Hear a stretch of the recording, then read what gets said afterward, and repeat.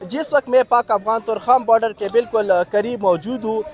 3 دن پہلے پاکستانی مسافر افغانستان جا چکے تھے، جہاں پہ ترخم کمیشن نے ان سے پاسپورٹ چھین لیے۔ اس حوالے سے لنڈی کوتل کے عوام کثیر تعداد میں نکلے، وہ ترخم میں احتجاجی مظاہرہ کر رہے ہیں۔ تو اس حوالے سے ان کے رشتہ دار اور مظاہرین سے ہم پوچھتے ہیں کہ وہ اس حوالے سے کیا کہتے ہیں۔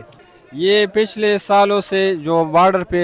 ظلم ہو رہے ہیں ان کا ایک تسلسل ہے کہ 3 دن پہلے ترخم کمیسار نے پاکستانی مسافر جن کے ساتھ پاسپورٹ اور ویزے تھے ان کو یہاں نہیں آنے دیا جا رہا ہے، جو کہ بہت ظلم ہے، افسوسناک ہے، اور پاک افغان تعلقات پہ اس کے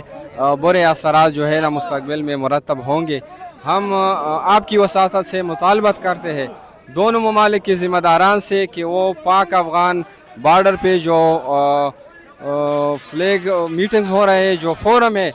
اس پہ آپ ان باتوں کو ڈسکس کریں اور مسافروں، تاجروں، مزدوروں کو اور عام مریضوں کو جو ہے نا وہ سہولیات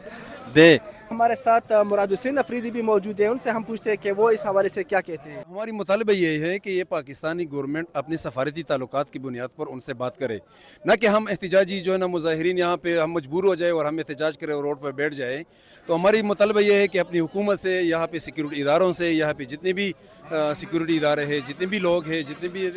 حکومتی ادارے ہیں، ان سے ہماری یہی مطالبہ ہے کہ جو پاکستانی 300 کی تعداد میں ہے، 200 کی تعداد میں جتنے بھی ہیں، ان کے پاسپورٹ ان سے لے لی جائے، اور وہاں پہ جو مقامی لوگ جو پاکستانی لوگ ہیں ان کو آزادی کے ساتھ باعزت طریقے سے ان سے چھوڑا جائے۔ جی